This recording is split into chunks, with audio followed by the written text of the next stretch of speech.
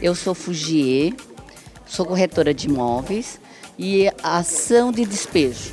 O que o senhor sugere? Tem um caso que é contrato antigo, deu trânsito em julgado, porém a pessoa entrou novamente aqui no estado de São Paulo, na capital. Se deu trânsito em julgado, eu acho que não tem mais recurso, eu acho. É execução. Agora, o que o senhor sugere? Em relação ao despejo, existe muita confusão nesse sentido. A primeira confusão que é feita no despejo, muito advogado, o popular, né, o leigo, ele acredita que o despejo só posso ingressar após 3 meses de débito. E não é verdade. O despejo eu posso propor a ação de despejo no dia seguinte. Fato é que existem várias orientações no sentido de notificar. Então, notifico e depois proponho a ação de despejo.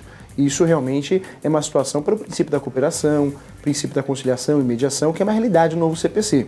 O despejo, fato que eu consigo propor no dia seguinte.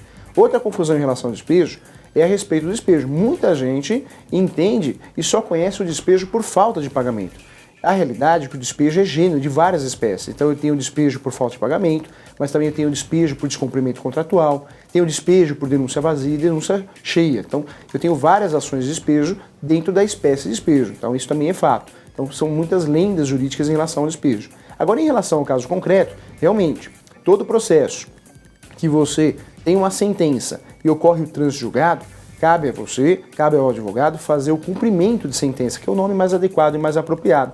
Esse cumprimento de sentença é realmente um requerimento para pedir ao juiz que eu consiga realmente executar aquilo que eu ganhei. Então é cumprimento de sentença.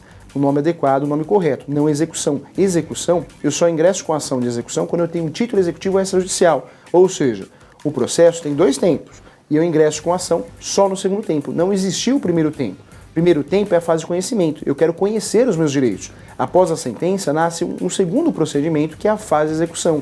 Eu não quero mais conhecer os meus direitos. Eu quero cobrar os direitos que eu conquistei. Então, a fase de execução. O processo é uma fase só. Isso é um termo técnico para ficar didático. Fase de conhecimento e fase de execução. Mas através do sincretismo processual, que é um princípio, o processo no Brasil virou uma coisa só. Não posso falar mais em 2 fases. Né? Então, para ficar didático, a gente fala em fase de conhecimento e fase de execução.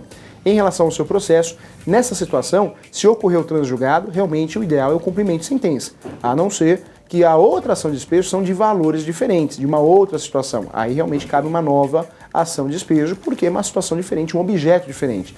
Agora, se essa ação de despejo ocorreu o trânsito julgado e essa nova ação que foi proposta de despejo bate objeto com objeto, existe realmente uma confusão que é chamada até de continência, né?